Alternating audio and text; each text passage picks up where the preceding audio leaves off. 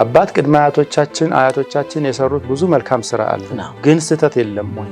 የአላህ እገዛ ከሌለ የአላህ መወፈቅ ከሌለ የጉዳዩ ክብደት ማሳያ የሚሆነው ነቢያት ቤት ውስጥ የተበላሹ ልጆችን እናውቃለን። ቁርአን ውስጥ እንዲህ አይነት ታሪኮች ስላሉ አንድ በጣም ውስብስብ ፍጡር ቤትህ ሊመጣ ነው። ያንን ሰው እንዴት አድርገህ ማኔጅ እንደምታደርገው ደግሞ አማና ነው። በተመሳሳይ ሰዓት ፈተናም፣ ማብላት፣ ማጠጣት፣ የትምህርት ቤት መክፈል፣ ልብስ ማልበስ፣ ማሳከም ምናምን መሰረታዊ ፍላጎቶችን ማሟላት ፓርት ኦፍ ተርቢያ ሆኖ ግን ዋናው ይሄ ነገር ስሙ ሪአያ ይባላል። በቃ እንክብካቤ ማለት ነው። ይሄ እንክብካቤ ለፈረስ፣ ለውሻ፣ ለድመት ይደረጋል። አንተ በህይወት እያለህ ልጅህ መሸታ ቤት ነው የሚውለው፣ መስጂድ አይውልም። በቃ እንዲህ ብልግና ነው የሚሰራው፣ ዱርዬ ነው፣ መናጢ ነው፣ ባለጌ ነው ምናምን ስትባል ዱንያ ላይ ገንዘብ ቢኖርህ፣ ስልጣን ቢኖርህ፣ ዒልም ቢኖርህ፣ ስምና ዝና ክብር ቢኖርህ ሁሉም ትርጉም አይሰጥሁም። እሱ ዲፕሬሽን ውስጥ ገልገልሃል።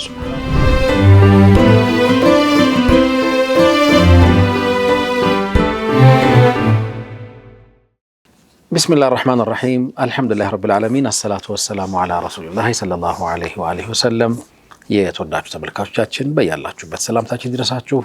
አሰላሙ አለይኩም ወራህመቱላሂ ተዓላ ወበረካቱ። ከስኬታማ ቤተሰብ አብራክ የሚገኘውን ሁለንተናዊ ንቃት የተላበሰ አምራች ትውልድ ለማፍራት ወሳኝ መሰረት ስለሆነው ጤናማ ቤተሰብ በስፋት የምንወያይበት ለጎጆ ፕሮግራማችን እነሆ ዘለግ ካለ እረፍት በኋላ ተመልሷል።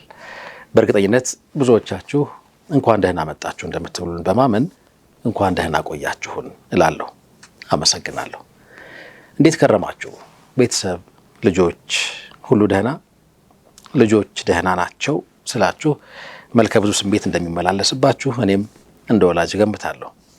የልጆች ነገር እውነት ነው። ወላጅ መሆን ቀላል ስራ አይደለም። ወላጅ የመሆን ኃላፊነቶች በተለይ ወላጅ የሆነው ለመጀመሪያ ጊዜ ከሆነ እጅግ የከበዱ ሊሆኑ እንደሚችሉም ይታመናል።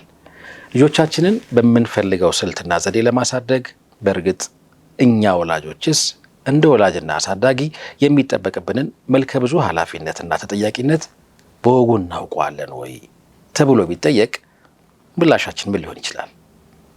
ተነጋገሩበት። በተደጋጋሚ እንደሚነገረውም ወላጆችና አሳዳጊዎች በዋናነት በልጆች ሕይወት ውስጥ ሁነኛ ስፍራ ያላቸው አካላት ናቸውና ምክንያታዊ የሆኑ የልጅ አስተዳደግ ዘዴዎችን በአንድም ሆነ በሌላ መልኩ ተዋውቀው መተግበር ካልቻሉ አደጋው በአንድ ቤተሰብ የሚገታ ብቻ ሳይሆን ትውልድን የሚያመክን የማህበረሰብ ዕዳ እንደሚሆንም ይታመናል። ይህ ለጎጆዬ ቤተሰብ ተኮር ፕሮግራማችን ነው። ለአንድ ዓመት ያህል ዘለግ ባለ ረፍት የሰነበተው ተወዳጁ ቤተሰብ ተኮር ፕሮግራማችን ለጎጆዬ አየር ላይ በነበረባቸው ጊዜያት ከቅድመ ጋብቻ አንስቶ ሂደቱን በነጥብ በማሳየትና በትዳርና ቤተሰባዊ ጉዳዮች ዙሪያ ልምድና ንባባቸውን እንዲያጋሩን በርካታ ታዳሚዎችን እዚህ ስቱዲዮ ድረስ ጋብዘንም ከነርሱ የተለያዩ ሀሳቦችን በማድመጥ እንደ ዝግጅት እስከ ፍቺ ድረስ መጓዝ ችሎ እንደነበር ይታወሳል። በዚህም በመላው ዓለም የሚገኙ ተመልካቾቻችን በርካታ ቁም ነገር እየገበዩበት እንደቆዩ ዘመኑ በፈቀዳቸው የተለያዩ የመገናኛ ዘዴዎች መልእክቶቻቸውን ሲያደርሱን ቆይተዋል። ለዚህም እጅግ በጣም እናመሰግናለን። ዛሬ ለጎጆ ፕሮግራማችን ወደ አየር ሲመለስ የብዙዎቻችን አብይ ጉዳይና እረፍት የሚነሳ አጀንዳ በሆነው የልጆች አስተዳደግ ዙሪያ የሚነገረንን ሀሳብ እንደ ሁልጊዜውም ሸሪዓዊና ስነልቦናዊ መርሆችን በጥልቅ በማየት ለእኛ በሚያገዘን መልኩ አደራጅቶ ሆኗል። የተወደዳችሁ ተመልካቾቻችን እስከ ዝግጅታችን ፍጻሜ ድረስ አብራችሁ እንድትቆዩ በአክብሮት እየጋበዝኩ ባለፈው አንድ ዓመት በተለያዩ አስገዳጅ ምክንያቶች ከአየር ጠፋ ብለን በመቆየታችን እንደ ፕሮግራም አዘጋጅ ለሁለንተናዊ ከፍታ በሚተጋው ጣቢያችን ሚንበር ቲቪ ስም ልባዊ የሆነ ይቅርታ ጠይቃለሁ። ፋታ ረፍት ወስደን ስንመለስ ከፕሮግራሙ ዋና አዘጋጅ የስነ ልቦና ባለሙያና ዳዒ ኡስታዝ አብዱልገፋር ሸሪፍ ጋር እናገኛችኋለን።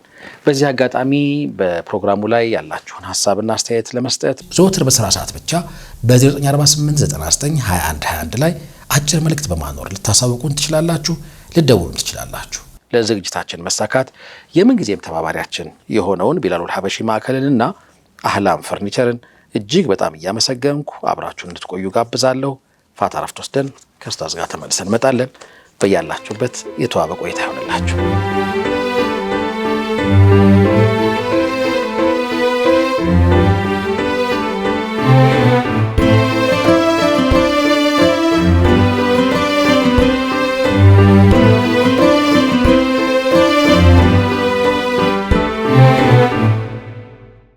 ተመልሰናል።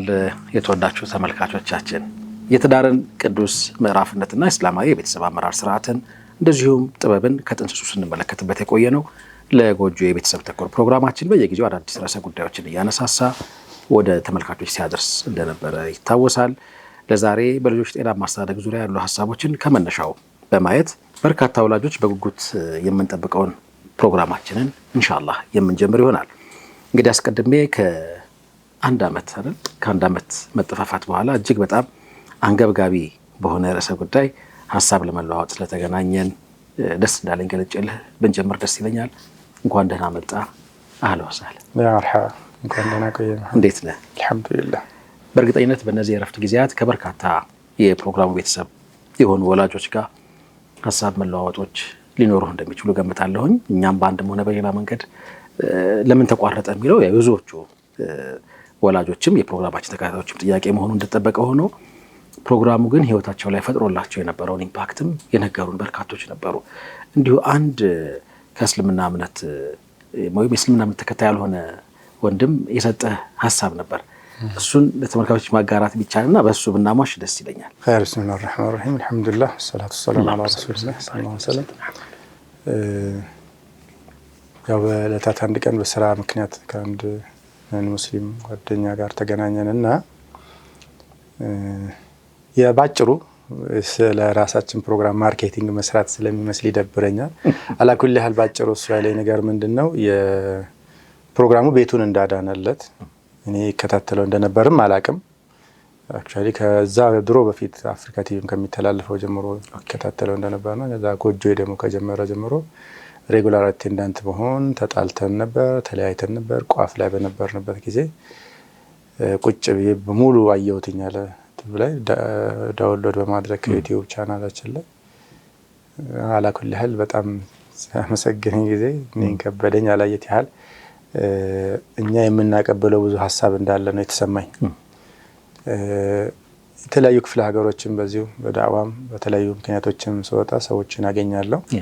የፕሮግራሙን ጠቀሜታ አጉልተው ሲናገሩ ያው በስንፍና ይሸማቀቃለሁ። ዝም ብለን ያው ቢዚ ነኝ ምናምን ነኝ ኹራፋት ነው እንጂ ሐቁ በቂ ትኩረትና ጊዜ ብንሰጠው ብንመድብለት እግረ መንገድ ሪሳላ ነው። ይሄ ነገር የምናወራው ነገር ሳይንስ ውስጡ አንዱ ጃኒቡ ሳይንስ ቢሆንም አንዱ ጃኒቡ ደግሞ አላህ የሰጠን ጸጋ እስልምናን የምናስተዋውቅበት መድረክ ሆኖ በማግኘቴ ደስ ብሎኛል። ለምን አትመጣም የሚለው ጥያቄ እኔንም በጣም አድክሞኛል። ሐቂቃ ለበርካታ ሰዎች በመስጂድም በተለያዩ አጋጣሚዎች በስራ ቦታም ስንጠያየቅ ይመጣል። ከዛሬ ነገ ስንል በጣም ለማዘግየታችን ይቅርታ በጠይቅ ደስ ይለኛል። ሐቂቃ እኔ ነኝ አንዱ ምክንያት ነው ምክንያት በተለያዩ ፐርሰናል ጉዳዮች ምክንያት ወደ መድረክ ለመምጣት ዘገየው። ለዝግጅት ጊዜ ስለሚያስፈልገው ነው። አክቹአሊ ግን ይሄን ያህል መዘግየት አልነበረበትም። ከዚህ በኋላ ደግሞ ኢንሻአላህ በጣም በተሻለና በተደራጀ መልኩ ተከታታይነት ልክ እንደባለፈው ሁሉ አትሊስት የተወሰነ ጊዜ ተከታታይ ሆኖ እንደሚቀጥል ተስፋ አድርጋለሁ ኢንሻአላህ። ባረከላሁ ፊክ። አንዳንዶቹ ነገሮች እንግዲህ ሀያ በማድረግ በደንብ ጮክ ብለህ አልነገርከንም። ኤኒዌይስ አንተ በሰጠህን ስታንዳርድ እንሄዳለን። እንግዲህ የበርካቶች ህይወት ውስጥ የበርካቶች ጎጆ ውስጥ ትልቅ ትርጉም ያለው ለውጥ እንደፈጠረ ፕሮግራሙ ያው ብዙዎቻችሁም ምስክሮች ነበራችሁ። ስለዚህ አቀባበላችሁ እናመሰግናለን። ከሰሞኑ የሸዋል ጾምን እንዲሁ በጋራ ጾመው አንድ ላይ ማፍጠር ልምድ ካላቸው ወንድሞች ጋር አንድ ምሽት ማሳለፍ እድል ተፈጥሮልኝ ነበረና ምንድነው የሚያደርጉት? እነሱ የቆዩ ናቸው። ሰብሰብ ብለው ሸዋልን 6ቱንም ቀን አካትለው ይጾሙና በየምሽቱ ግን በጋራ ነው የሚያፈጥሩት። እንደነገሩኝ ከሆነ ያለፉት ዓመታት ላይ ሆቴሎች ላይ ምናምን ነበር የሚያፈጥሩት። ደስ የሚል አብሮነት ነው። የአንድ አካባቢ ልጆች ናቸው። ስራም ላይ ይገናኛሉ። የዘንድሮን ግን በየቤት ለምን አናረገውም ብለው እኛ ሰፈር ያለው ወንድም ጋር ሲደርሰው ጋብዞኝ ነው ሄጄ የነበረው እና ዝም ብሎ አፍጥሮ መለያየት ብቻ ደግሞ አይደለም፣ ሀሳብ ይነሳል። በየምሽቱ አንዳንድ የሚያነሷቸው ሀሳቦች አሉ። እኔ የነበርኩበት ምሽት ላይ ወደ 2 ጉዳዮች ተነሱና አንደኛው ጉዳይ ግን የበለጠ ትኩረት ስቦ እዛ ላይ ስንነጋገር ነበረ።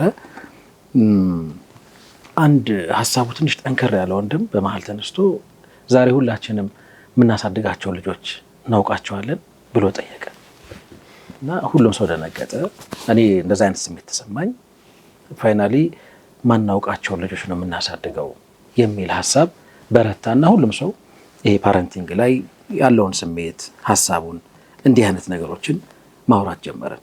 ያኔ ተርቢያ ጋር የተገናኙ ጉዳዮች ተነሱ። ያው ይሄ ተርቢያ በጣም የሚያምር ቃል ነው። አረብኛ ሁሉ ነገሩ ያምራል። ተርቢያ ግን በጣም የተለየ ስሜት አለ። እንዴት እንደሆነ አላውቅም። ትርጉሙም ቃሉም ራሱ አወቃቀሩ በጣም የሚያምር ነው። ተርቢያ ሲባል እንሰማለን። ተርቢያ ምን ማለት ነው? በእርግጥ ተርቢያን በራሱ ሊነግረን የፈለገውን ነገር ሊሰጠን የፈለገውን ነገር አውቀነዋል ወይ እና መሰል ነገሮች ላይ ከአንተ ጋር እንደምንወያይ ደግሞ ሳውቅ የበለጠ ሙቀት ተሰማኝ። የምር በጣም ነው ደስ ያለኝ። በጣም በርካታ ወላጆችም ይሄንን እንደሚደግፉት ወይም እንደሚጠብቁት ገምታለሁኝ። አንድ ጥሩ ምሳሌ አንስተሃል። በሱ ነው የምናሟሸው። በእርግጠኝነት አንድ ቤት ውስጥ የሚገኝ መገልገያችንን ወይም በእጃችን ላይ ስለሚገኘው የሞባይል አፓራተስ አጠቃቀም በቂ ግንዛቤ እንዲኖረን የሆኑ ነገሮችን እኮ መሞካከራችን አይቀርም። የማናውቀውን ነገር ደፍረንም አንነካም። እንደውላለን፣ ማኑዋሉን ለማንበብ ቼክ እናደርጋለን። መሰል ነገሮች አሉ። በእርግጥ ይሄ ሀሳብ ከልጆች ተርቢያ ጋር የሚያገናኘው ነገር ምንድን ነው? ለምንድን ነው ይሄን ማንሳት ሲያስፈልገው? ኸይር መሐመድ፣ የሰው ልጆች አሁን ካነሳኸው አንጻር በጣም እኔ በዚህ ፊክራ ሙእሚን ስለሆንኩኝ የሰው ልጆች ምንንም ነገር በድፍረት በመሀይምነት ወይም ደግሞ ያለ እውቀት አይነካኩም።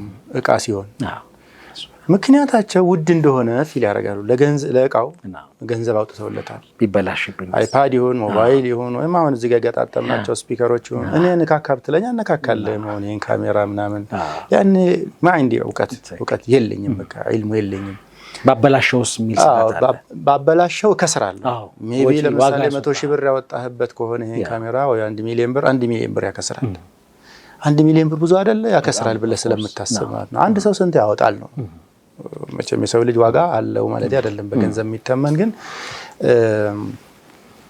ብልሆች ሆነን አቅለኛ ሰዎች ነን ብለን ስናምን በቃ አሁን እነዚህ የምንጠቃቀምባቸውን ማቴሪያሎች በባለሙያን ቼክ እናስደርጋለን፣ ወይም ከዛ ጋር የተያዘ ካታሎግ ካለው ካታሎጉን እናነባለን፣ ወይም እኛ ገብተን ስልጠናና እውቀት ያለበት ማዕከል ገብተን እንሰለጥናለን። ካልሆነ በዛ ጉዳይ ላይ አትሊስት የሆነ ግንዛቤ አለ የምትለውን ሰው ታማክራለህ። እባክህ ይሄ ኮምፒውተር አዛ አድርጎኛል፣ ምን ላድርገው? እስኪ አንተ የኮምፒውተር ባለሙያ መሆንክን ሰምቻለሁ እንባባላለን።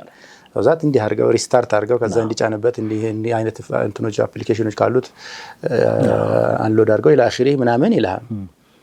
ሩት ኮዙ ዋጋ ስላለው ያ ነገር ዋጋ ያለው ነገር እንዳይበላሽ እንዳይጠፋ ጥንቃቄ ስለምናበዛ ነው።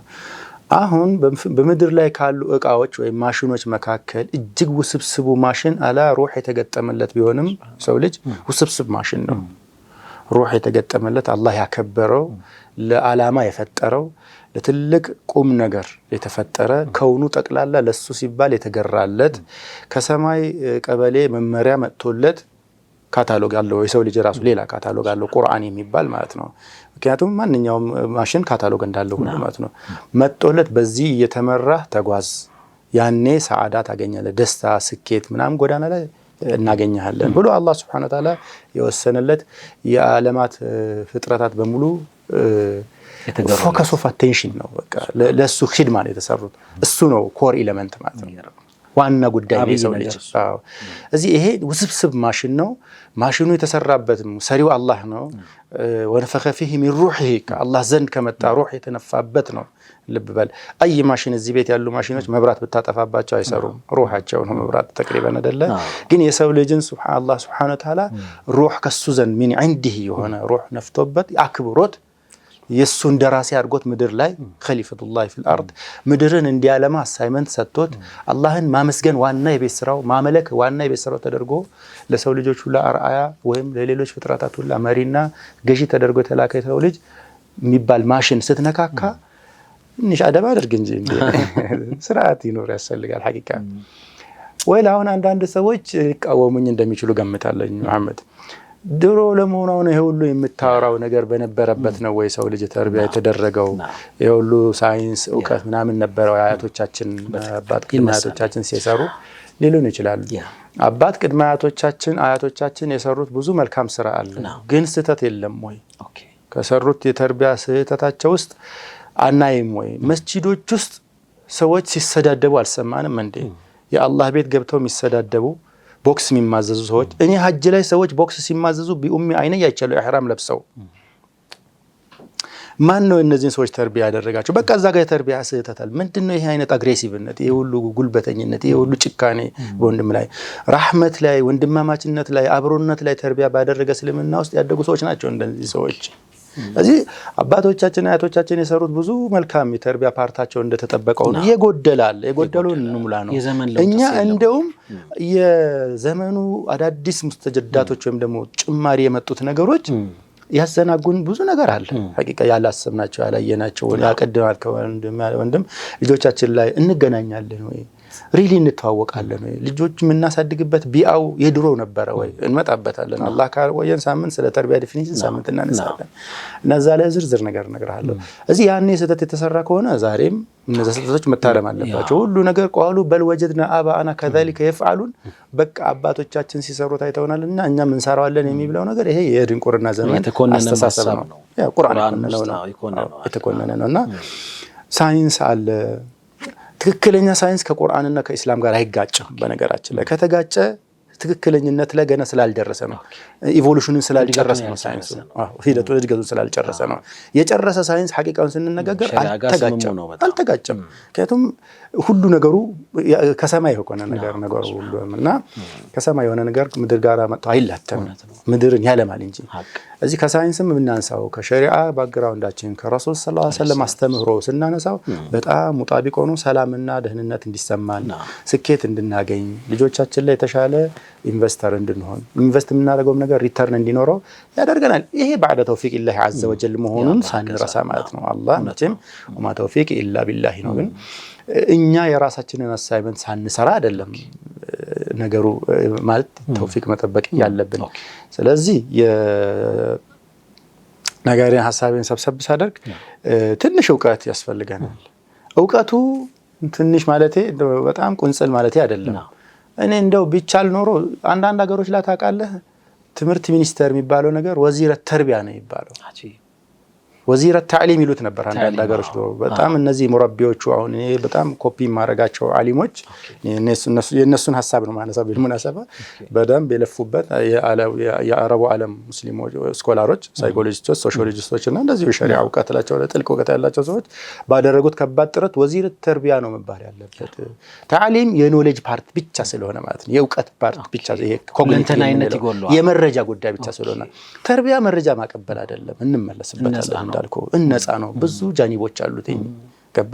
ስለዚህ አንድን ሰው ለምንድን ነው ተርቢያ የምናደርገው የሚል ጥያቄ ስለምታነሳ ለዛ መልስ ለመስጠት ከፈለክ ስለ ተርቢያ በደንብ መማር ይኖርባል። እንዳለ መታደል ሆኖ እኛ እንግዲህ ያለችን አክሰስ እቺውናት ሚንበራችን በረካ ሆኖ በዛች አክሰስ ያለንን የሚያደምጠንን ሰው አክሰስ አድርገን እናስተምራለን ወይም አትሊስት መረጃውን እናቀርባለን። አንድ ተግባራዊ ተሞክሮም ኢንሻአላህ በሂደት ስኬታማ ወላጆችን እንፈልገን እዚህ ያመጣና ወያየና ተሞክሮችን ለማስተላለፍ እንሞክራለን። ግን በዘላቂነት መፍትሄ ይመስለኝ እኔ በየትምህርት ቤቶቹ የሚሰጥ ነገር ልጆች ከትምህርት እድሜያቸው ጀምሮ ረጅሙን እድሜያቸውን እስከ 18 ዓመታቸው ሃይስኩል እስከደረሱ ድረስ ተርቢያ ሊደረጉ ይገባል ብዬ አስባለሁ። እስኪ ከረፍት በኋላ ያሉና ሰዎች ተማም ባረከላሁ ፊክ። የተወዳጁ ተመልካቾቻችን ለጎጆዬ ቤተሰብ ተኮር ፕሮግራማችንን ነው በመከታተል ላይ የምትገኙት። ስለ ተርቢያ አጠቃላይ አስፈላጊነት ኢንሻአላህ ሐሳብ እያነሳሳን እንቆያለን። እንደ ጥያቄ አንስቼው ብንወጣ ደስ የሚለኝ ተውፊቅን ስላነሳህ ማለት ነው። የአላህ እገዛ ከሌለ የአላህ መወፈቅ ከሌለ የጉዳዩ ክብደት ማሳያ የሚሆነው ነቢያት ቤት ውስጥ የተበላሹ ልጆችን እናውቃለን። ቁርአን ውስጥ እንዲህ አይነት ታሪኮች ስላሉ እንግዲህ ነቢያት ከቤተሰቦቻቸው አልፈው የተቀሩትን የሰው ልጆች ወይም ደግሞ በዙሪያቸው የተላኩለትን ማህበረሰብ የማንቃት ወደ አላህ መንገድ የመመለስ ኃላፊነት ተሰጥቷቸው ከአላህ እገዛ ጋር ጥረት ሲያደርጉ ነው የምናውቀውና ወከይፍ ቤታቸው ውስጥ እንዲህ አይነት ክፍተት ይፈጠራል የሚል ጥያቄ ይነሳል። እሱን ከተውፊቅ ጋር ማገናኘት አይ ቲንክ ጠቃሚ ይመስለኛል። ፋታ ረፍት ወስደን ተመልሰን እንመጣለን። አብራችሁ ቆዩ።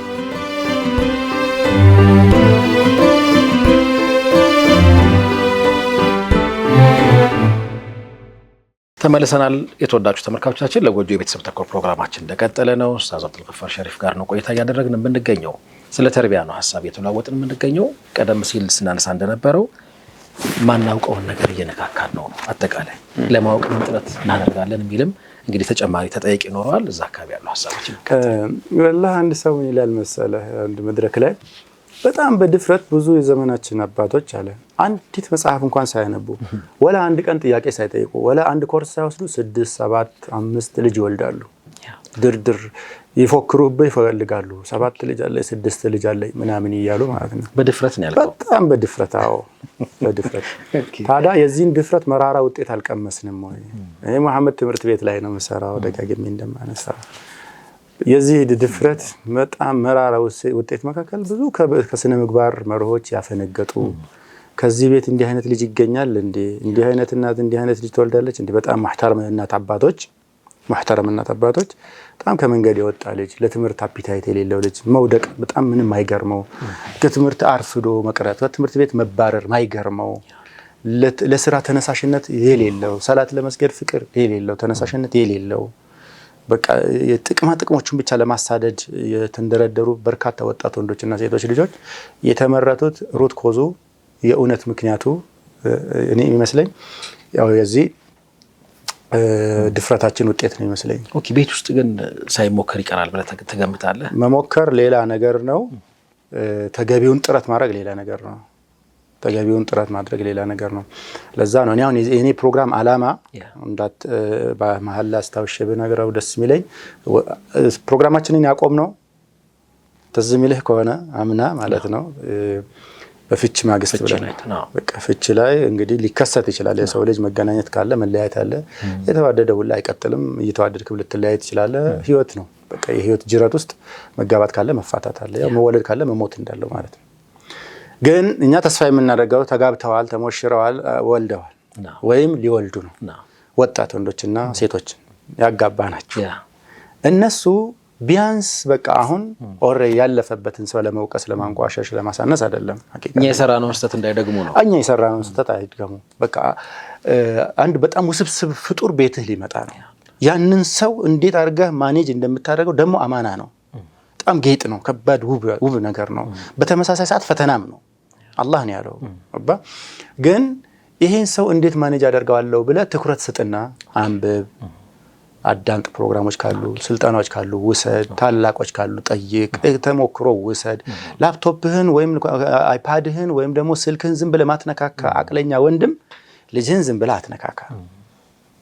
ባቦ ሰጥ ወይም በግምትና በስሜት ለማሳደግ አትሞክር። ማለት በቃ ልጅ አድካሚ ነገር ነው። አንድ ልጅ ማሳደግ በዘመናችን ሀቂቃውን ለመናገር አንድ ልጅ ለቆም ነገር ለማብቃት ከፈለክ በጣም ዝም ብሎ እኮ ለማሳደግ ራሱ ሁሌ ይላለኝ እንትን ምንድነው ሪዓያና ተርቢያ የሚባል ነገር አለ በአረብኛ ቋንቋው ደስ ይላልና ሪዓያ ወይም አይሽ ይሉታል። ማብላት፣ ማጠጣት፣ የትምህርት ቤት መክፈል፣ ልብስ ማልበስ፣ ማሳከም ምናምን መሰረታዊ ፍላጎቶችን ማሟላት ፓርት ኦፍ ተርቢያ ሆኖ ግን ዋናው ይሄ ነገር ስሙ ሪዓያ ይባላል። በቃ እንክብካቤ ማለት ነው።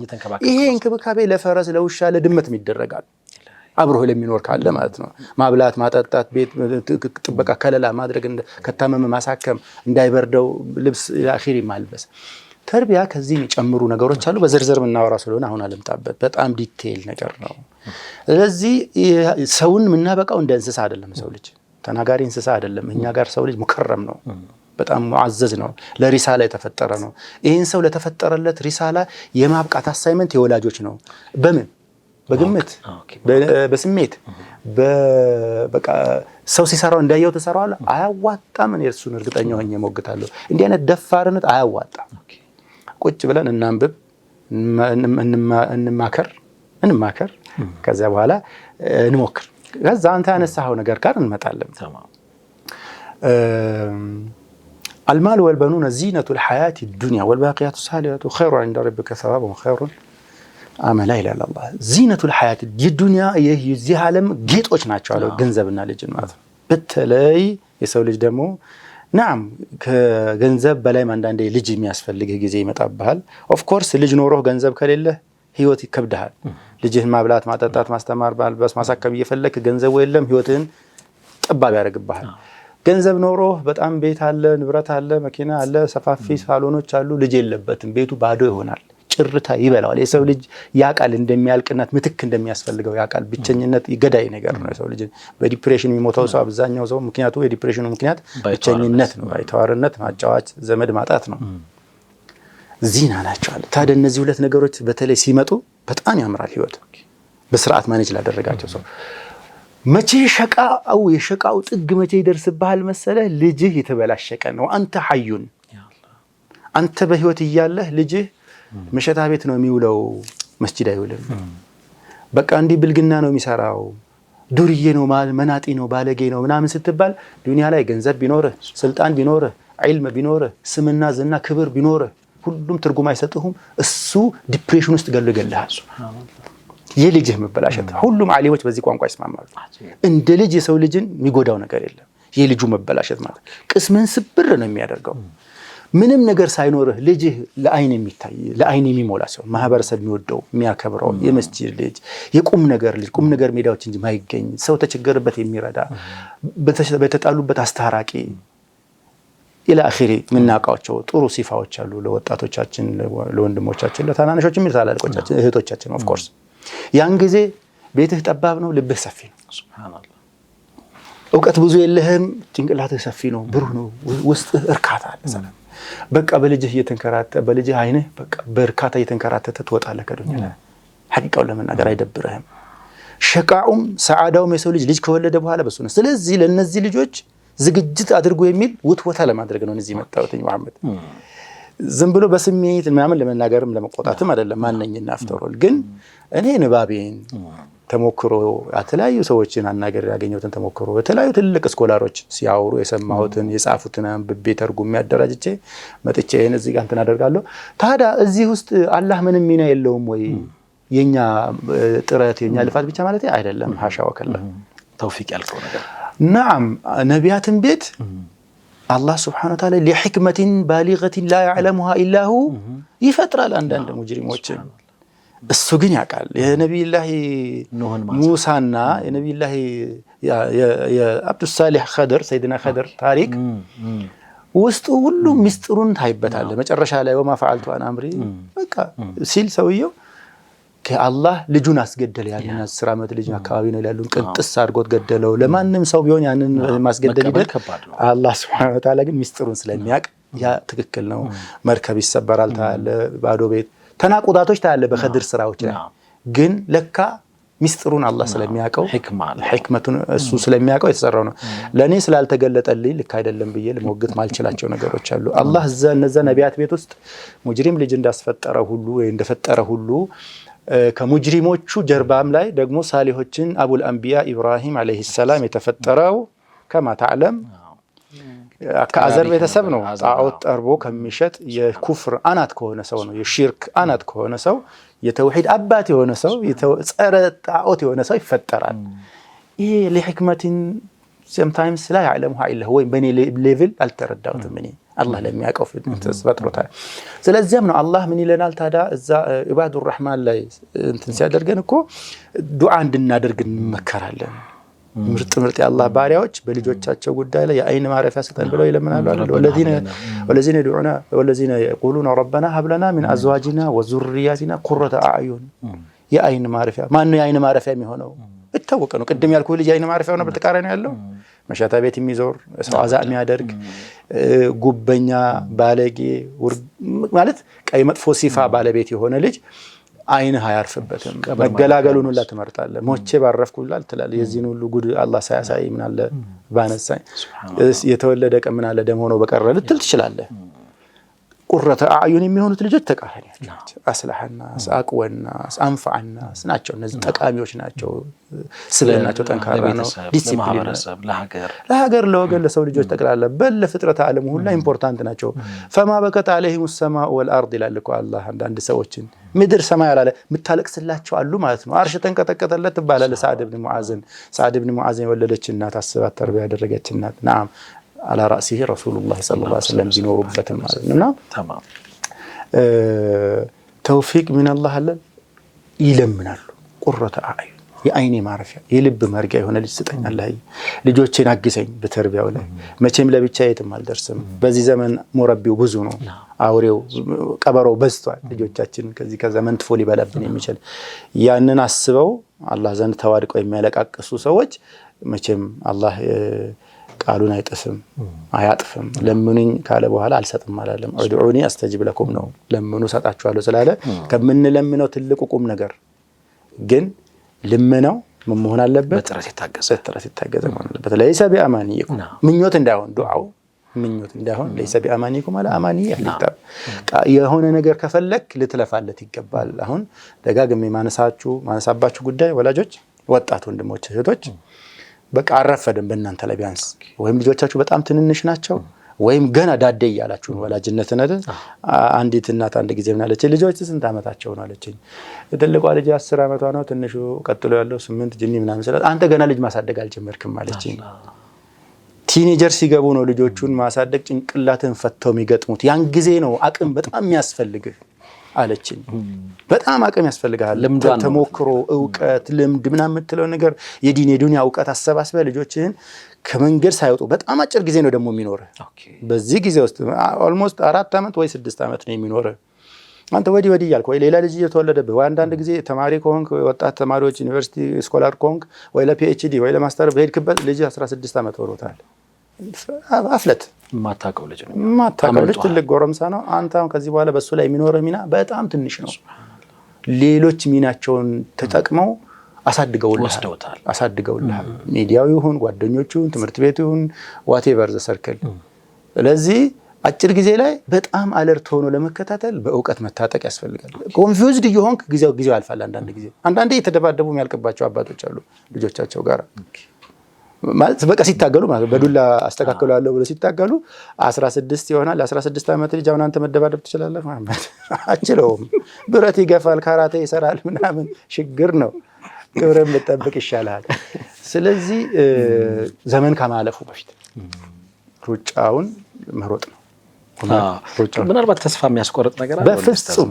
ለምን መሰለህ የምልህ በቃ 16 አመት ካለፈ በኋላ ይሄ ልጅ ከቁጥጥሬ ውጪ ነው፣ ስለዚህ ምንም ላደርግለት አልችልም ወደሚል ስሜት እንድንመጣ አድርገን አይደለም። እኔ እንዳጠቃላይ አሁን ደፋር ሰዎች እንዳሉ እንዳወራሁት ሁሉ ሐቂቃ በጣም ተስፋ የሚሰጥ ስራ የሚሰሩ ሰዎች አሉ። በጣም አለርት ሰዎች አሉ። ልጆቻቸውን ጥሩ ትምህርት ቤት ያስገባሉ፣ አስጠኚ ይቀጥራሉ፣ ያነባሉ፣ ኡስታዝ ይቀጥራሉ ቤት ወይም በቃ የቁርአን የሂፍዝ ማዕከላት ምናምን ወደፊት መጥተን የምንነጋገርበት ነገር እንደተጠበቀ ሆነ እንጂ ከቁርአን ጋር ተያይዘው ሐሳቦች አሉኝ። የኢልም ማዕከል መስጂድ ይዘው ወጥተው ይሄዳሉ። በሁሉም ሰዓታቸው ላይ ጥሩ መድረኮች ላይ ሁሉ ልጆቻቸውን ይዘው የሚገኙ አባቶች አጋጥሞኛል። ሱህባ ሳሊሃ በጣም ምሳሌው ነው። ይሄን ፕሮግራም ሐቂቃ በጣም ብዙ ሰው ወጥቶናል። ምታቀው እኔ በደረስኩበት ክፍለ ሀገር ለዳዕዋ በሄድኩበት ያልጠየቀኝ ሰው አላገኘም። መቼ ነው ስለ ተርቢያ የምትጀምሩት? ስለ ተርቢያ በውስጥ በኔ ውስጥ ስልኮች በቴሌግራም ገጾቼ ላይ ብዙ ሰው እንትን ብሎኛል። ያ አለርት መሆን ልጆችን ለቁም ነገር ለማብቃት ያለ ተስፋ ሰጪ ጅማሮች ማህበረሰባችን ውስጥ አሉ። እነዚህ የሚለፉት ሰዎች በምንም ተአምር ተስፋ የሚያስቆርጣቸው ነገር ሳይሆን ያለው ራዘር አላህም የነገረን ومن أراد الآخرة وسعى لها سعيها وهو مؤمن فأولئك كان سعيهم مشكورا ልፋት አኺራ ነው እንኳን ያ በጣም ትልቅና ውዱን ዓለም እንኳን የለፋለትን ሰው አላህ Subhanahu Wa Ta'ala እንትን ያደርጋል በባዶ አይመልስም። ስለዚህ ልፋታችን በእውቀት የተመራ ይሁን፣ ከስሜት የጸዳ ይሁን፣ ከአሉ ባልታና በአሉ ተባሉ ወይም ደግሞ በዘልማድና በተለምዶ ካሉ የተሳሳቱ አሰራሮች ተጻወተን በእውቀትና በብርሃን የተመራ በተሞክሮ በሳይንስ በእውቀት ተመርኩዘን ከሰራ ነው ኢንሻአላህ ተስፋ መቁረጥ ይልቅ ተስፋችን እየለመለመ እንደሚመጣና እኛ እዚህ ጋር መጣ ነው ተስፋ ለማለምለም ነው እንደምን ተማም። የተወዳጁ ተመልካቾቻችን ለጎጆ ቤተሰብ ተኮር ፕሮግራማችን እንደቀጠለ ነው። ፋታ ረፍት ወስደን ስንመለስ አሁንም ቀሪ ነጥቦችን እያነሳሳን አብረናችሁ እንቆያለን። እናንተም አብራችሁ ቆዩ።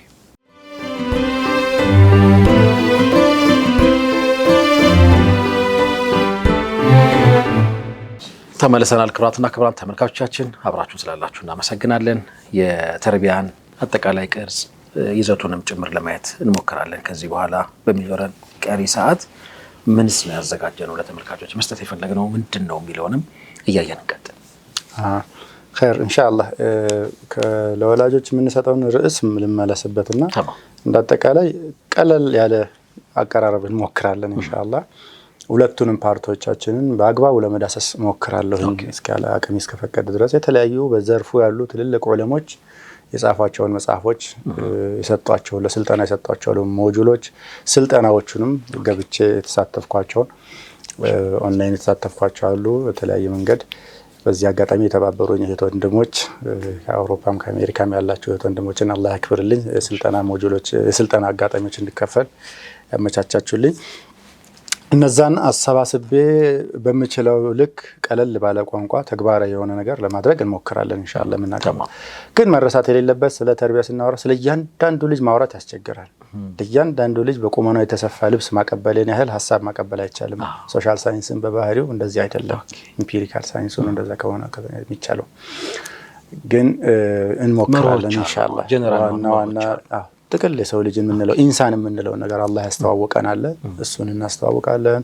ለሱ የሚሆኑ ሐሳቦች በተለያዩ ሪሰርቾች የተደራጁ ነገሮች ከቁርአንና ሐዲሱ ጋር ተጣጥመው እስካሉ ድረስ እያቀረብን የምንቀጥልበት እንደ አስፈላጊነቱ ቅድም እንዳልኩ በእኔም ባንተም በመናቃቸው ልክ ያሉ ስኬታማ ወላጆችን እንደው ደግሞ በተጨባጭ ታንጂብል ነገር እንዲነግሩን እንጋብዛቸው እንችላለን። ሌላኛው ተርቢያ በቀጥታም በተዘዋዋሪ በበርካታ አካላት ነው የሚከናወነው። ሐቂቃ ምንም የማይካደው እንትን ማለት ነው። ያው የዛም ድምር ውጤት ነው። ሚዲያዎች፣ ፖለቲከኞች፣ ትምህርት ቤቶች፣ መስጂዶች፣ ቤተክርስቲያኖች ወይም ቤተ እምነቶች ሁሉም ያለውን በማቀበል የአዲሱን ትውልድ ግለሰብና ይገነባል። ስለዚህ ያው እኛ ደግሞ እንመርጣለን ማለት ነው። እኛም የራሳችንን ሐሳባችንን ትክክለኛ መንገድ ይገነባል የምንለው ሆኖ እናደርጋለን። ግን ሁሉም ልጁን ተርቢያ ሲያደርግ በጃሂልያውም ስርዓት ይሁን በኢስቱም በወይስቱም በአንድ ነገር ይስማማል ይመስለኛል። እንደው አትሊስት ግርድፍ በሆነ ወይም ጥቅል በሆነ ቋንቋ ልጁን ስኬታማ፣ ደስተኛ፣ ቁም ነገረኛ ልጅ ማምረት ነው ዋናው ዓላማ። እኛ ጋር ተጨማሪና ዝርዝር ኦብጀክቲቮች አሉ። እንመለስና እናነሳለን። ምን ለማድረግ ነው ልጆቻችንን ተርቢያ የምናደርገው? እውነት ነው ቁም ነገረኛ፣ ደስተኛ ቢሆኑ ደስ ይለናል። በራሱ አንድ ነገር ነው። ነገር ግን ተጨማሪ ሌሎች ሰንትኖችን ስኬታማ ልጆች የምንላቸው ስኬትኛ ጋር ስለሚለይ የየራሳችን ሚዛን ያለን ህዝቦች እና እምነትም ያለን ሰዎች ስለሆን እሱን እናቀርባለን። በዚህ እርግጠኛ ነኝ የሌላ እምነት ተከታዮችም ይስማሙናል ብዬ ማስባቸው ነገሮች ናቸው እንጂ ብዙ እንትን አናደርግም። ስለዚህ ልጄን ለምንድን ነው የማዘጋጀው፣ ለምንድን ነው የማሳድገው የሚለውን ቁም ነገር እያሰቡ ሊቆዩን ይገባል። ይሄ ክሪቲካል ጥያቄ ነው። ይሄ ነገር ልጅህ ስለምንድን ነው የምታዘጋጀው? እያንዳንዱ ተቋም የወሰዳቸውን ሰዎች ማሰልጠኛ ተቋማት ምን ልታደርግ ነው ይሄንን ተሰልጣኝ ብትለው መልሳለሁ። አንተ ቤት የመጣው ልጅ ሰልጣኝ ነው፣ ሙረባ ነው። ተረቢያ የሚወስደው መሰልጠን ማለት እኮ ምን ልታደርገው ነው የምታሰለጥነው? ወታደራዊ ካምፕ ውስጥ የገቡ ወታደሮች በተለያየ ዘርፍ ውስጥ ይሰለጥናሉ። እያንዳንዱ ዲፓርትመንት ሲያሰለጥናቸው ግልጽ የሆነ ዓላማ አለው። እነዛ በደንብ እንትን ማድረግ ይኖርብናል። ግን እንዳልከው ታይም እንደገን በዝርዝር የምንመለስበት ቢሆንም ተርቢያ ምንድን ነው? ተርቢያ የሚባለው ቃሉ ራሱ ጥልቅ ትርጉም ያለው ነው። በአረብኛ እንዳልከው በጣም ደሳስ ይላል። በርከት ያሉ አጀንዳዎችን ይይዛል። ግን እኛ የተወሰኑት ርዕሰ ጉዳዮች ላይ ፎከስ እናደርጋለን። ፕሮግራሙ የቴሌቪዥን ፕሮግራም ነው እንጂ እኛ ትምህርት ቤት አይደለንም እና ሁሉንም ጃኒቡን ተርቢያ ልንሰጥ አንችልም። ያው በጣም ዳይናሚክ በሆነ ዓለም እየተለዋወጠ ያለ ዓለም እንደምንኖር ሁሉ እዚህ ፕሮግራም ተከታዮችም ያንን ታሳቢ እያደረግን ልንጓዝ እንችላለን። ሁሉንም ርዕስ ዛሬ ፊክስ አናደርግም። የዛሬ ዓመት የምናወራው ርዕስ ምናልባት አላህ ሀያት ከሰጠን አዳዲስ ርዕሶችን ሜዳው ሊወልዳቸው ይችላል። ወላጆች ራሳችሁ እነዚህን ርዕሶች ባካችሁ እስኪ ትሪት ብታረጉልን ብትሏቸው እኛ የረሳናቸው ርዕሶች እኛ አሁን ዛሬ የምናነሳቸው የተወሰኑ ርዕሰ ጉዳዮች ተቋቁሟቸዋለን። ፕሮግራማችን የሚያጠነጥንበትን ግን ወላጆች ደግሞ በዚያም ላይ ርዕስ እስቲ ሀሳብ ብታነሱ ካሉን በዛ ዘርፍ ላይ ያሉ ባለሙያዎች የጻፉትን ጽሁፍ ሪፈር በማድረግ ሀሳቦችን እናነሳለን። ስለዚህ ከተፈቀደልኝ መሐመድዬ በዋናነት ይሄ ለጎጆዬ የተርቢያ ፕሮግራም ላይ በዋናነት ኖት ዲቴይል አይደለም ወይም ዝርዝርና ያለቀለት አይደለም። የሚከተሉት ርዕሰ ጉዳዮች በተከታታይ ሳምንታት ኢንሻአላህ ይዘን የምንመጣውና የወጣት ወንድምና እህቶችን አባትና እናቶችን ወላጆችን ማለት ነው አቅም በማሳደግ የተሻለ ትውልድ፣ ውጤታማ ልጆች፣ ስኬታማ ልጆች፣ ደስተኛ ልጆች፣ የአይን ማረፊያ ልጆች ለመፍጠር የበኩላችንን እገዛ ለማድረግ እንሞክራለን። ቢአውን ሚነላህ ወተውፊቅ ይሄ ማለት ነው ኢንሻአላህ። ስለዚህ ባሉንን ተወሰኑ ርዕሶችን ኦቨርላፕ የሚያደርጉ አሉ። ዘርዘር እናድርጋቸው። በጣም ጥሩ። የመጀመሪያው የተርቢያ ትርጉምና መሰረቶቹ ናቸው። ያው መሰረቱ ላይ ስትቆም ጥሩ ነው። ከዛ በኋላ እያንዳንዱ ነገር ያው መነሻ ስላለው ማለት ነው። ከዛ ሙረቢ ምን አይነት ሙረቢ ነው መስፈርቶች አሉት ወይ ማሟላት ይኖርብሃል ማንንም ዘሎ አሰልጣኝ ስለማይሆን ይኮናል እንዴ አሁን ዝም ብለ ካራቴ ቤት ብትሄድ አሰልጣኝነት ይቀጥራል እንዴ ማመድ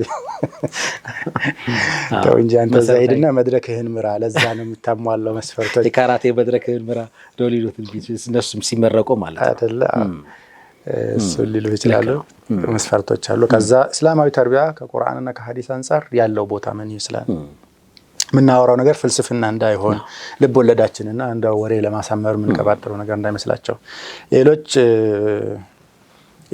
ሌሎች አሳዳጊዎች ሙረቢዎች እነማን ናቸው ምን አይነት ተጽዕኖ ሳላቸው የሚለው ነገር እንዲሁ በዝርዝር ይዘን ምን መጣ ይሆናል ወላጆች ደግሞ ልጆችን መረዳት እንዲችሉ ወላጆች ልጆችም ነበሩ ልጅ አልነበርክም እውነት ነው ነበርኑላችንም አይደለ አንዳንዴ መለስ ብለህ 30 ዓመት 35 ዓመት ወደ ኋላ ባካ ሄደ ቤት ውስጥ የሰራቸው ፋውሎች እንዴት ነው ዛኪራ ካለ ጥሩ ማስተዋስ ካለ ኦድ ነገር ነው ዛሬ ወላጅ ሆነህ ልጅ ያንኑ ነገር ሲፈጽም ፓኒክ ታደርጋለህ በጣም ታብዳለህ ምናምንና ይሄ በጣም ተክፊፍ የሚያደርጉ ሐሳቦችን እናነሳለን ወላጆች ልጆች ምን ሆናቸውን እናስተዋውሳችንና ሶዛት አሁን ልጆችህን ወርደ መረዳት በመትችልበት ቁመና ላይ እንድትሆን ነው ለማላገጥ አይደለም እሺ ሌላ ፓረንቲንግ ስታይሎች ወይ ነው የወላጅ አይነቶች አሉ የትኛው አይነት ፓረንት ነህ አንተ የሚለውን ይታወቃሉ ዲሞክራቲክ ወይ ኦቶሪቴሪያን ኦቶሪቴቲቭ ይባላል አራት አይነት ነገር ሚሲ ሌጅስፌር ምናምን የተባሉ አሉ ያው እዛ ውስጥ ሁሌም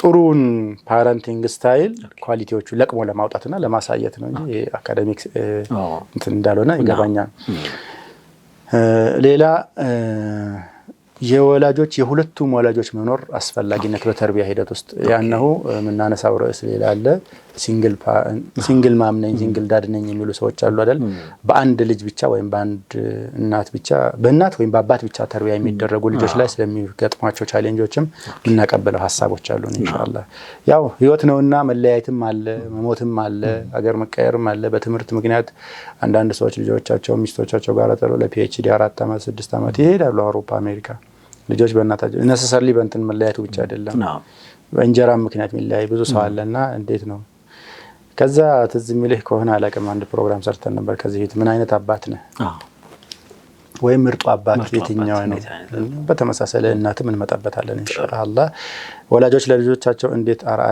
አርአያነት ሞዴሊንግ ፓረንቲንግ ውስጥ ያለውን ሚና ለማየት እንሞክራለን የወላጆች መብትና ግዴታ ልጆች ላይ ኦኬ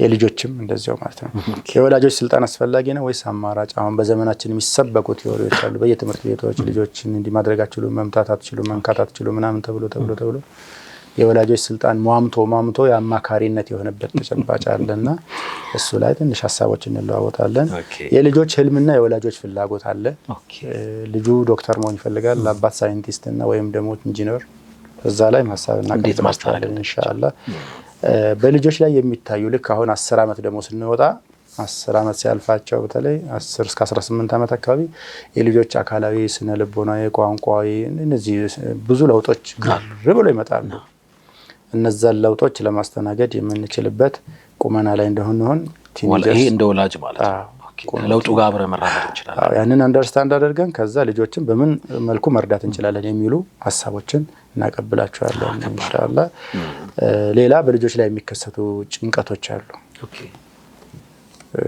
ኤርሊም ከፍ ብለው የሚጀምሩ አሉ እነዛና ላይ የሚከሰቱ ግጭቶች አሉ ሲቪሊንግ ኮንፍሊክት የምንለው ማለት ነው የልጆች ግጭት አንዳንድ ቤት ውስጥ ተከታታይ በአንድ አመት ምናምን ይመጣሉና ልጆቹ በቃ ጦርነት በለው ተቅሪበን ከባድ የሽምግልና አሳይመንት ወይም የዳኝነት በቃ ሀያትህን ይጨርሳል ሀያትህን የሚጨርስ ዳኝነት ያን እንዴት ማኔጅ እንችላለን የሚሉ ነገሮች ናቸው የልጆቻችን ድብቅ ችግሮች ጤናና ሌሎች ኢሹዎችም ያሉባቸው ተጨባጭ አንዳንዴ ያለ እነሱ ላይ ሐሳብ እናቀብላችኋለን በልጆች ላይ የሚታዩ ዋናውና ባህሪ ችግሮች ብለን ደግሞ ወደ 10 ችግሮችን ወይም 8-9 ችግሮች አሉ እነሱን በደንብ አደራጅተን እናነሳቸው ከነመፍትሄዎቹ ኢንሻአላህ ለምሳሌ ትምህርት ማይወድ ልጅ ታገኛለህ ትምህርት ቤት መሄድ ማይፈልግ ውሸታም ልጅ ታገኛለህ ሌባ ልጅ ታገኛለህ ኮታን አድርገን እነዚህ ቃላቶች በጣም ተደባዳቢና ሞገደኛ ልጅ ታገኛለህ በጣም ሐረካም ያበዛ እንቅስቃሴ የሚያበዛና ቤቱን ሰላም ይበጥብጥ ልጅ ታገኛለህ እነዚህ አይነት ችግሮች መርጠን ይመረጥኳቸው አሉ እነሱን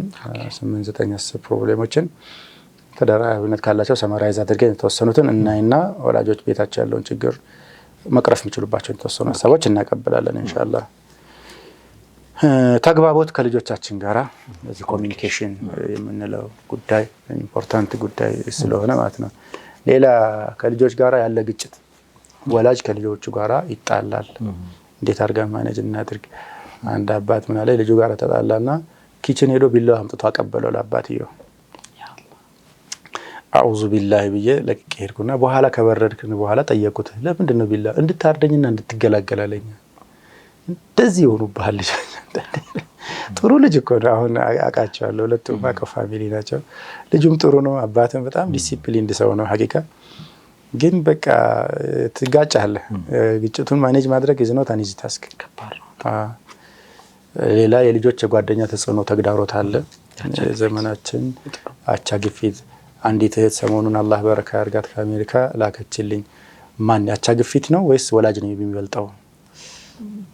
ልጁ ላይ ቆንጆ ሪሰርች ፔፐር ይመስላል እና መጽሐፍ ላከችልኝ። እሱን መጽሐፍ ሰምራይዝ አድርጌ የወላጆች ተጽዕኖ ይበልጣል ጎበዝ ወላጆች ከሆኑ። ግን ብዙ ጊዜ የምናምነው እኛ እንትኑን ብለናል፣ እጅ ሰተን የልጆች ተጽዕኖ፣ የጓደኛ ተጽዕኖ፣ ቲኔጀርስ ፕሬዠር ምናምን ወይም ደግሞ ፒር ፕሬዠር እያል በጣም ዜማውን እናበዛውና የራሳችን አሳይመንት ቀለል እናደርጋለን። ለድር ቤት ሰዓት አለ፣ ለዕቁብ ሰዓት አለ፣ ቻይና ዱባይ ለመሄድ ብዙ ሰዓት አለ። እነዚህን ነገሮች አንብቦ ለልጆቹ ላይ ጥሩ ተጽዕኖ ለመፍጠር ሰዓት ስለሌለን ነው። የማህበራዊ ሚዲያ ተጽዕኖ በልጆች ላይ እንዴት ነው ስክሪን ታይምን ቀንሰው ሶሻል ሚዲያ ላይ ያለውን ኢፌክት በልጆቻችን ላይ ለመቀነስ የምናደርጋቸው ጥረቶች ያስፈልጋሉ። በደንብ እሱ ላይ የተዘጋጀ የተሰናዳ ነገር አለ። እንመጣና እሱም ላይ ሀሳብ እናቀብላቸዋለን። የዘመናችን ሌላኛው ፈተና ሱሰኝነት ነው። ልጆች በተለያየ ጉዳይ ሱስ የሚጠመድ ነገር፣ ያው ሀሺሹ፣ ሺሻው፣ ጫቱ ለአኺሪ በየቦታው ብዙ ልጅ እየቀማ ያለ አደገኛ ነገር ስለሆነ እዛም ላይ በቂ ግንዛቤ ቢኖረን ጥሩ ነው ብዬ አስባለሁ። ኢንሻአላህ አላህ እድሜ ከሰጠን በዚህም ላይ ዘርዘር ያለ ነገር ወላጆችን ሀሳብ እናቀብላቸዋለን። ሌላ እየፈራሁኝ እየተባሁ የመጣሁት ይቅር ላንሳው እያልኩ የነበረው ነገር ርዕሰ ጉዳይ መሐመድ ምን ይመስላል? የልጆች የመክፈር ጉዳይ። ወጣት ልጆቻችን በተለያዩ ቤቶች ውስጥ መክፈር እየሰማን ነው። ወደ ሌላ እምነት መሄድ፣ አንዳንዴም ሙልሂድ የመሆን ነገር። ይሄ ነገር ያሉትን ቅድመ ጥንቃቄና የወላጆች ምላሽ ምን መሆን አለበት የሚለው እኔም ፐርሰናሊ ገጥሞኛል። አንዳንድ ቤት ወላጆች ልጆቻቸው ከፍረው ብዙ አይደብራቸው ዘይቶኪት ኖርማል ምንም የመከላከልም የቅድመ ጥንቃቄ እርምጃም ያልተወሰደበትና ትንሽ ቆይቶ ምንም ኖርማላይዝ የማድረግ ሰው አቂዳው ተበላሽቶ ከባድ ውድቀት ነው። አደነግጥለት ከሆነ መቼ ተደነግጥለታለህ? ያኔ ካረዳው መቼ ተረዳዋለህ? ይሄም ላይ ትንሽ ሀሳብ እናቀብላቸዋለን። አደባባይ ላይ እናውራ የሚል ጭቅጭቅ ነበረብኝ ከናፍሴ ጋር ሀቂቃ። ግን አንገትን አሸዋ ውስጥ በመቅበር የዳነች ሰጎን የለችምና ወይ ቤተር ፍርጥርጥ አድርገን አንዳንድ ጉዳዮችን ከዚህም የመረሩ አንዳንድ ጉዳዮች ደግሞ እንደዚህ የሚያከራክሩና የሚያጨቃጭቁ አጀንዳዎች እናነሳለን። ቅድም እንዳልኩ አንዳንድ ሾች ልክ ያልሆኑ ግንዛቤዎች ግን ልክ መስለው ሜዳ ላይ የነገሱ አስተሳሰቦች አሉ። በሂደት አነሳዋለሁ። ለዛሬ ይቀመጥልኝ እነሱ ነገሮች። ሌላኛው በልጆች ላይ የሚፈጸሙ ጥቃቶች፣ የተለያዩ አይነት ጥቃቶች አሉ። ጥቃቶቹን ማስቆምና መከላከል እንዳይከሰቱ ማድረግ፣ የተደረገባቸው ጥቃቱ የተፈጸመባቸው ልጆች ላይ ሊወሰዱ የሚገቡ የትሪትመንቶች ሕክምናዎች እና ማድረግ ያለብን ነገሮች እነዚህን ሁላ እናያለን። በሌላኛው በጣም ያው እንደ ትምህርት ሰው ትምህርት ላይ እንደሚሰራ ማለት ትምህርት ቅርብ እንደሆነ ሰው የኡመቱን በጣም አሳሳቢ ክፍተት እንደመሆኑ በትምህርት ላይ የልጆች አፒታይት ማጣት እጅግ አሳሳቢ ነገር ሆኗል። ወላጆችም ለዚህ ያደረጉት አስተዋጽኦ ይኖራል ብዬ ገምታለሁ። እዛ ላይ ያው አሁንም ሀሳቦችን እንለዋወጣለን። አኺረን ቅድም እንዳነሳ ነው እኔም አንተም ያፈላለግን ስኬታማ ወላጆችን ታሪክ እያነሳን እንለዋወጣለን። ይሄ በእነዚህ ለመገደብ ሳይሆን እንደ ምሳሌ በጎጆ ፕሮግራም እንደው ምን እንጠቀማለን የሚል ሰው ካለ እነዚህ ርዕሶች ስናነሳ የሚጠቅማችሁ ከሆነ አህለን ወሰህለን ታገሱና ተከታተሉን።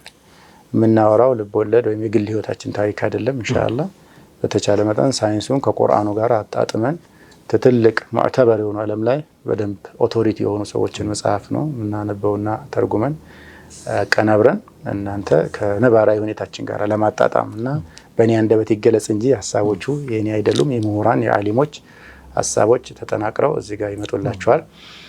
የሆነውን ያህል እንኳን ወስደን ሲፓርጋን ወይም ደግሞ ተቀበለ ነው ከሞከር ነው በጣም ይጠቅማል። እኔ ለዚህ ፕሮግራም ስዘጋጅ ወላሂ ከማናችሁም በላይ ነው የተጠቀምኩኝ።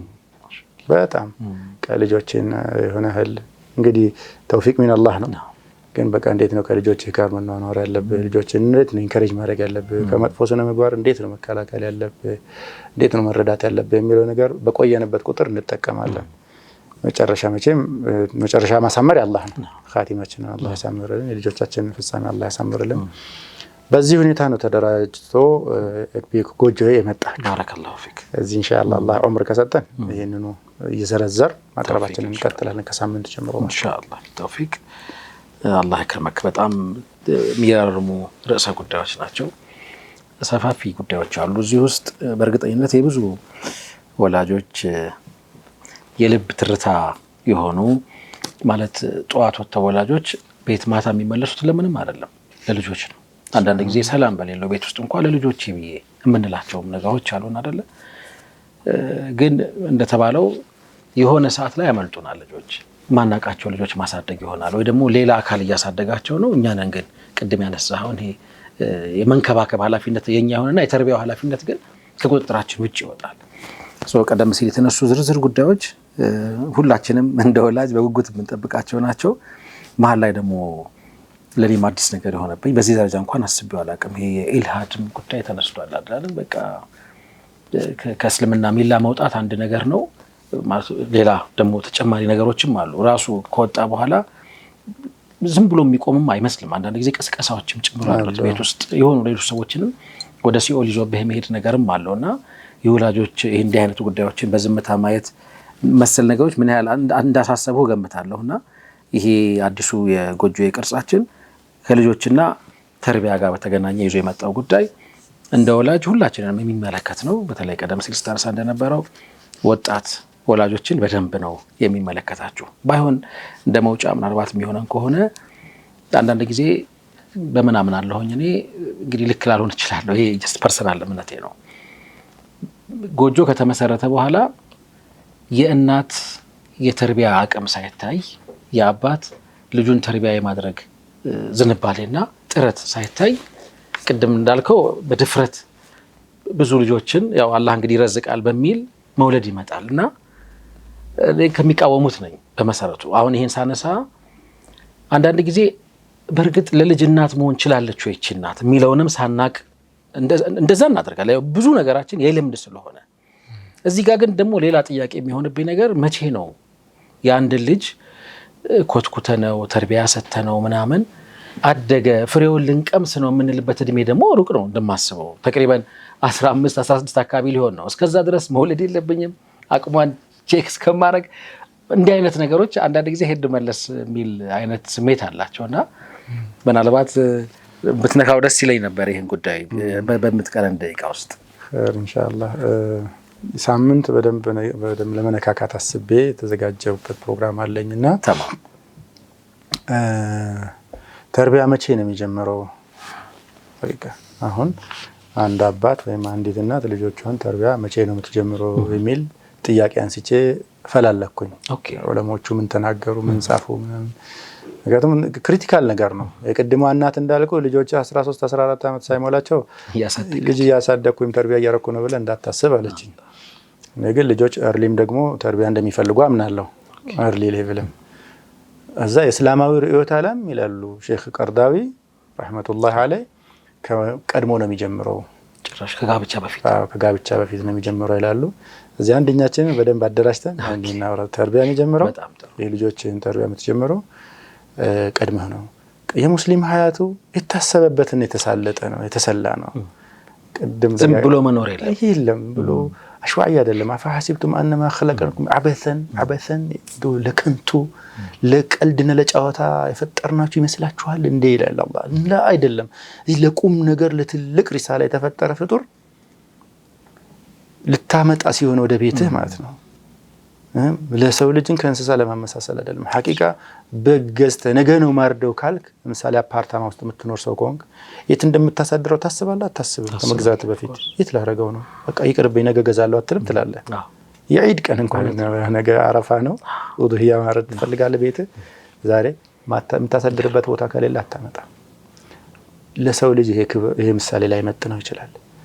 የምታመጣው ስታገባ ልጅ ይመጣል። ዲፎልቱ አላህ ቢሻው ብዙ ኬዙ ኤክስትሪም ማጆሪቲ ልጅ ያው መተካካቱ ስላለ እዚህ ይሄ ልጅ እንዴት ነው የሚወድቀው? ማን ነው የሚያሳድገው? ይሄን ልጅ የሚያሳድግ ሰው ምን አይነት ቁመና ላይ ያለ ነው? ምን ግብአት ይፈልጋል? ከግብአቶቹ ምኑ አለኝ? ምኑን በሂደት ማሟላት እችላለሁ? የሚሉ ጥያቄዎች አብሮ መነሳት አለባቸው እንጂ ዝም ብሎ በግምት በምርቃና በግርግር መሆን አለበት ብዬ አላምንም። ሳምንት እንመጣለን ኢንሻአላህ። ባረከላሁ ፊክ። እንግዲህ ኡስታዝ ጋር የነበረን ቆይታ እስካሁን ነበር ይመስለው። የተወዳጁ ተመልካቾች እናንተም ከኛ ጋር ስለቆያችሁ እጅግ በጣም እናመሰግናለን። በአንድ ግብዣ የዛሬውን መሰናዶ እናጠናቅቃለን። ሁልጊዜም ውይይት፣ ሁልጊዜም መነጋገር፣ ሁልጊዜም ተቃርቦ ማውራት በጣም ጠቃሚ ነገር ነው። እንደ ጎጆ ፕሮግራም እኛም በየጊዜው የተለያዩ ርዕሰ ጉዳዮችን እያነሳሳን በተለይ አሁን ደግሞ ስፔሲፊካሊ ተርቢያና የልጆች አስተዳደግ ላይ ነውና ሀሳብ የተለዋወጥን የምንገኘው ከዚህ ከኡስታዝ ከሚሰጠው ትምህርት ባሻገር በግልጽ ለመፍትሄ መነጋገር መልመድ ይኖርብናል። በልጅ አስተዳደግ ዙሪያ ልታካፍሉን የምትችሉት ልምድ ካለ፣ ንባብ ካለ፣ እንደዚሁም ደግሞ ታዳጊዎች ሆናችሁ የዘመኑ የልጅ አስተዳደግ እንደሚታሰበው አይደለም፣ እኛን እያበቃ አይደለም፣ እኛን ፍሬያማ የሚያደርግም አይደለም ብላችሁ ቅሬታም ስሞታም ልትነግሩን ካሰባችሁ ለማስተናገድ ዝግጁዎች ነን። የዛሬው ቆይታችን እስካሁን ነበር ይመስለው ኡስታዝና ባረከላሁ ፊክ። አላህ እንግዲህ እድሜ መርቆ ሳምንት ያገናኘን። በቀጣዩ ሳምንት ተርቢያ ምንድን ነው የሚለውንና ሌሎች ተያያዥ ርዕሰ ጉዳዮችን እያነሳሳን አብረናችሁ እንቆያለን። ጀዛኩሙላሁ ኸይር ወቢላሂ ተውፊቅ። ወሰላሙ አለይኩም ወራህመቱላሂ ተዓላ ወበረካቱሁ።